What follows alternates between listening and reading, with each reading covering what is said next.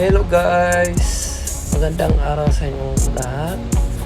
For today's video, ipakita ko sa inyo guys yung push boat na to. Yung naalala nyo guys, yung pinakita ko sa inyo na push boat na empty na tumutulak ng 6 na barge. Ito guys, ito yung barge na yun, yung empty yan.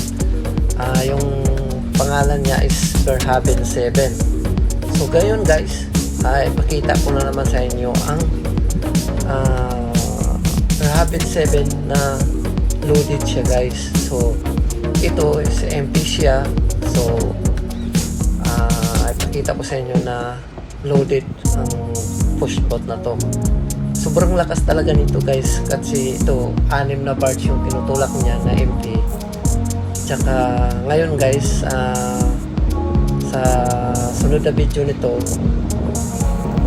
nagtumutulak siya ng 6 na barge na loaded yung barge guys. Yan, kikita niyo talaga, sobrang lakas talaga ng push boat na to. At saka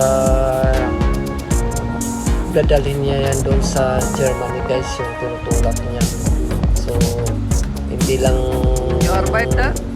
basta-basta yung makina nito guys, kasi yung paakit doon sa Germany guys, malakas yung current. So kailangan talagang malakas yung push boat. Yan, imagine guys, 6 na barges yung itulak niya. So loaded yan, yung nakita nyo ngayon na video guys, empty pa yan.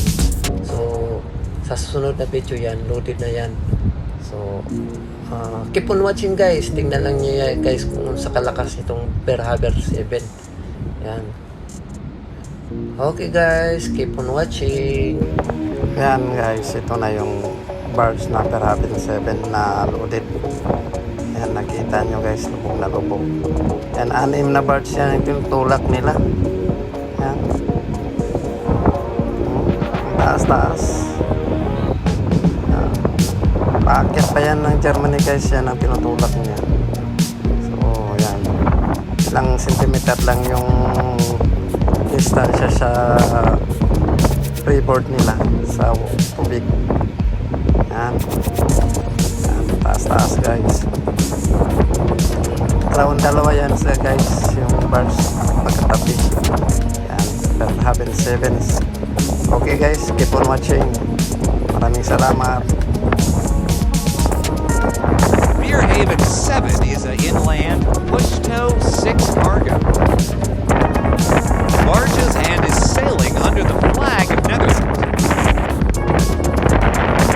Her length overall, Loa, is 193 meters and her width is 34.2 meters. Thank you for watching.